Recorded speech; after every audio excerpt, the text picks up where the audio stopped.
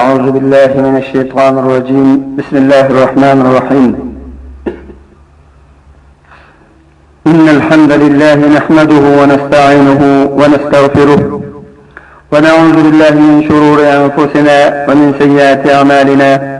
من يهده الله فلا مضل له ومن يضلل فلا هادي له. أشهد أن لا إله إلا الله وحده لا شريك له، وأشهد أن محمدا عبده ورسوله صلى الله عليه وعلى آله وأصحابه أجمعين. Bütün mevcudatın yaratquchisi bo'lgan Allohga hamd xosdir. Bizlarni qadr qimmatga ega inson qilib yaratgan buyuk Allohga hamd xosdir. Bizlarni mu'min, musulmon qilib yaratgan mehribonligimiz Allohga hamd xosdir. Bizlarni fikir, tafakkur, aql, farosat bilan boshqa jonliqlardan, hayvonlardan farqli yaratgan hikmatligisi ulug' Allohga hamd xosdir. Bütün hamd sanolarning egasi bo'lgan Rabbimiz Alloh subhanahu va taoladan aytgan iymonimizni, qilgan duo ibodatlarimizni maqbul qilishini tilaymiz. Dunyo va oxiratlik hojatlarimizning hammida Alloh taolo yordam so'raymiz. Rabbimiz egimiz Allohdan bilib bilmay sodir qilgan cho'ng kichik gunohlarimizning hammani mag'firat qilishini, bizlarni afv qilishini o'tinib so'raymiz. İman e'tiqodimizni, islomiy va insoniy adab, axloq, fazilatimizni buzadigan, bulg'aydigan, Qur'on hadisga agishishdan cheklab, havoyi havas, xiyolga agishishga undaydigan bütün yomonlikdan Allohga sig'inib panoh tilaymiz. Ozg'onlardan emas, balki Rabbimiz Allohning hidoyat, ilm, ma'rifat, aql, farosatdan iborat ne'matlariga erishgan, aytgan imonida rasul bo'lgan solihlardan qilishini tilaymiz. Alloh subhanahu va taolaning insonlarga bo'libmi biz mu'min musulmonlarga bergan va berayotgan shundaqla kelajakda berishga va'da qilgan ne'matlari to'rimi ko'pdir. Alloh bizni o'sha ne'matlarga qurbimizning yetishicha tashakkur etishga muvaffaq qilsin. Tanning saqligi, boshqa fursatlarning bo'lganligi Allohning bizlarga bergan ne'matlarining jumlasidandir. Bu ne'matlar haqida Rasululloh sallallohu alayhi va sallam ni'matani maghbunun fihima kaseerun minan nas, as-sihhat wal faragh. Ya'ni ikki turli ne'mat bo'lib, nurg'un kishilar bu ikki turli ne'matning qadriga yetmaydi. U bo'lsa tanning saqligi, bo'sh vaqtlarning bo'lganligidir degan edi. Darvaqa o'z xohishidan emas, balki vahiydan so'zlaydigan Payg'ambarimiz alayhissalomning yuqorqi so'zining ma'nosi bugungi kunlarda ro'shan ifodalanadi. Bo'libmi yoshlar orasida texmo agar Alloh subhanahu va taolaning Qur'on Karimning ba'zi surlarida subhi bilan, kunduz bilan, kecha bilan qasam qilganligi vaqtning nihoyatda muhim ekanligini, Allohning nazarida katta e'tiborga ega ekanligini ko'rsatadi. Demak, Alloh subhanahu va taolaning insoniyatga ato qilgan hayotlik, hidoyat, umr, yoshlik, tanning saqligi, xotirjamlik, pul, mol dunyo, ilm, ma'rifat qatorliq ne'matlarining qadriga yetib, Allohning bu ne'matlaridagi hikmatini tushunib, bu ne'matlardan to'g'ri, yaxshi, unumli foydalanganlar dunyo oxirat baxt, saodat, g'alaba, muvaffaqiyatlarga erishguchilardir. Aksisi bo'lganda, ya'ni Alloh bergan ne'matlarga shukr etishni bilmagan, hayotidan, umridan, yoshligidan, salomatligidan, mol dunyosidan, o'rgangan, bilgan ilmidan, bo'sh vaqtlaridan yaxshi, unumli foydalanmay, batil, xato ishlar bilan, hech qanday qimmati yo'q ishlar bilan kun o'tkazganlar o'zining hayotini, insoniy qimmatini yo'qotganlardir. Dunyo, oxirat mag'lub bo'lganlardir. Allohning ne'matlarining qadriga yetmaganligi uchun oxiri Allohning azobiga duchor bo'luvchilardir. Alloh subhanahu va taolaning ne'matimga shukr etsam, uni texmo ziyoda qilib beraman.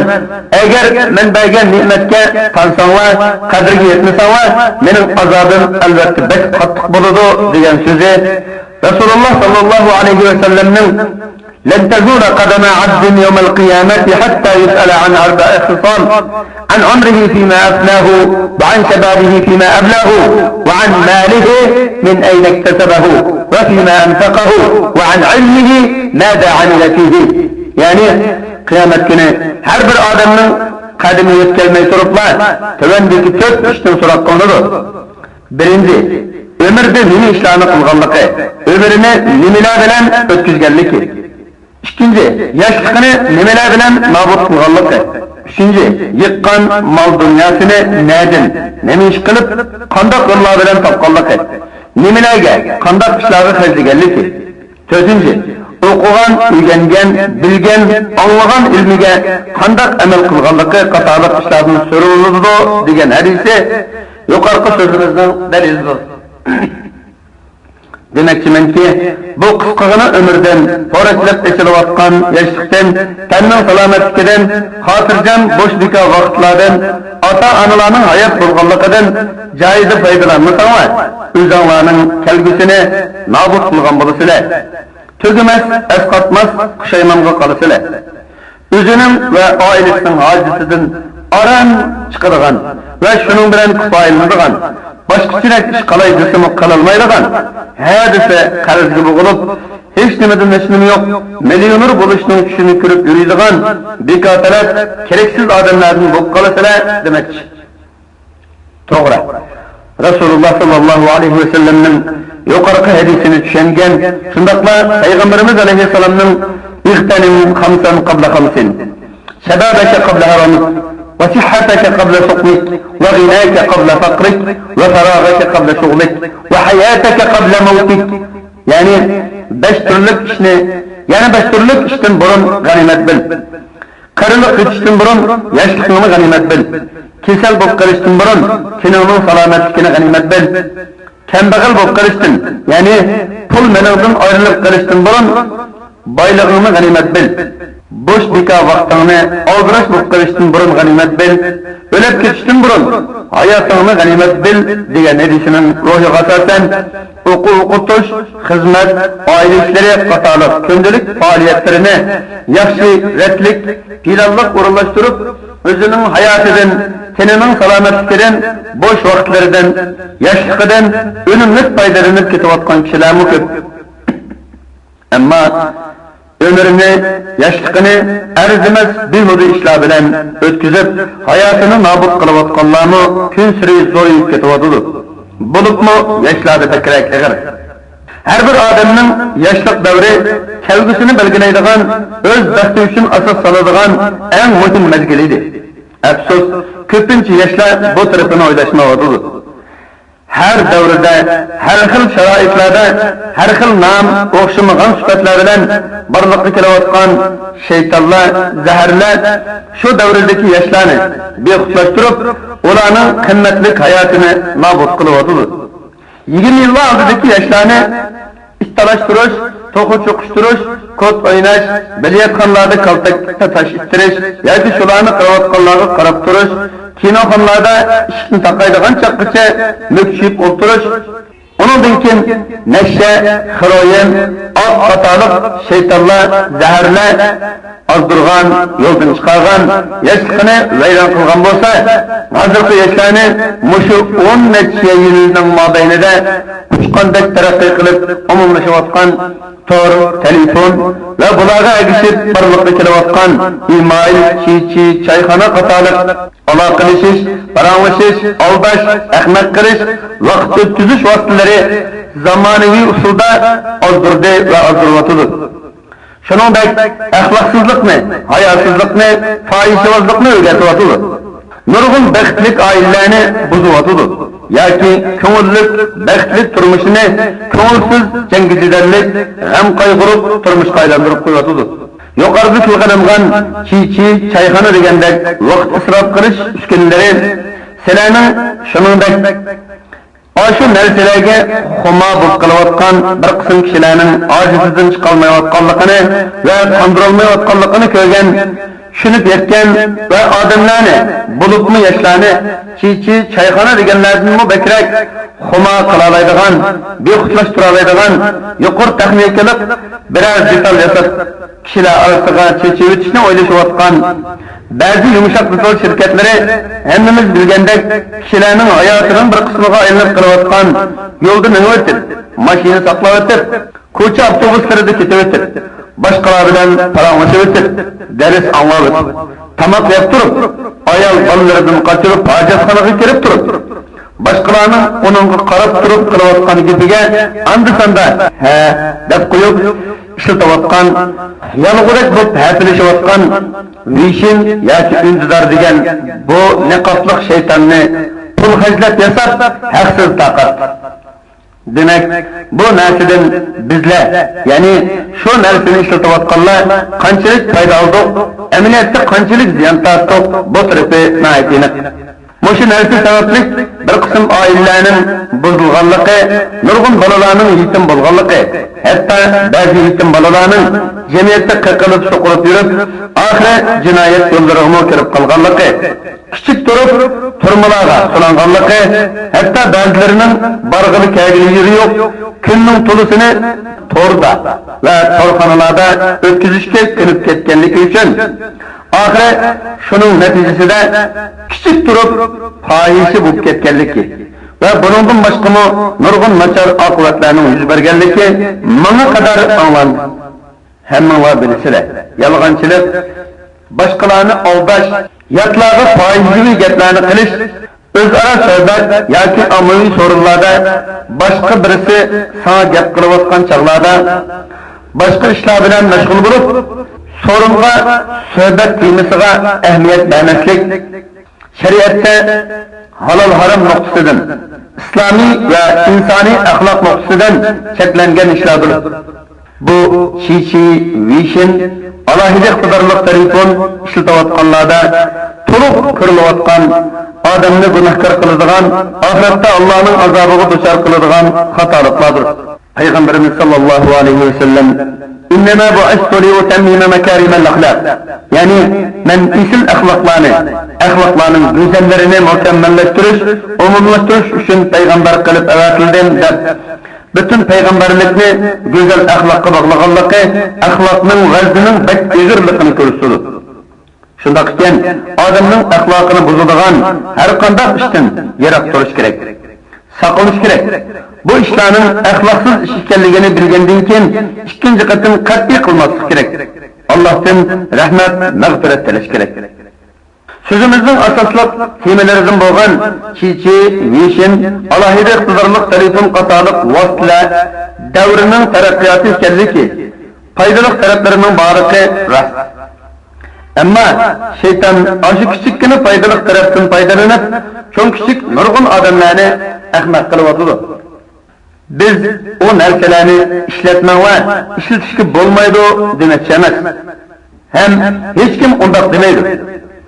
Belki her iş yolda olsun, her narsani öz dairesinde muvaffak miqdarda işlatsanlar, iman etiqadlarını, axloqlarını buzib olmanglar demek. Ve shundaqla chichi, vishinlarga öz isminglarda emas, belki taxallus nomidagi yolg'on, saxta ismlar bilan kiradiganliklar uchun o'zinglar obdan bilgandek, aka-singil, och-ina, ona bola degandeklar o'zaro muhabbatlashdik deb nikohlik ar-xotinlarni bir-biriga deyishdan xijil bo'ladigan gaplarni qilishdak rasvoliklar sizlarning ichinglarda yuz berib qolmasin. O'zinglarni, hadisinglarni, millatinglarni rasvo qilmanglar, ayanglar demoqchi. Bizning bu temada alohida to'xtalishimizning sababi tor, chichi, vishin, ziyoda iqtidorli telefon qatorliq vositalarning kishilarning vaqtini isrof qilish, xotirjam inat oilalarni buzish, qiz o'g'illarni yo'ldan chiqarish, odamni Alloh oldida gunohkor qilish, axloqqa nuqson yetkazish jihatlariki ta'sirining favqulodda bo'layotganligidir. Bu taraflarni sizlardan obdanroq bilasizlar. Hatto ba'zi yoshda to'xtalgan, oilagisi bo'lgan, o'xshamagan mas'uliyat egalari bo'lgan kishilar, undan boshqa bir qism ilmli, ustoz darajali kishilarmi bu patqoqqa petib qolyotdi.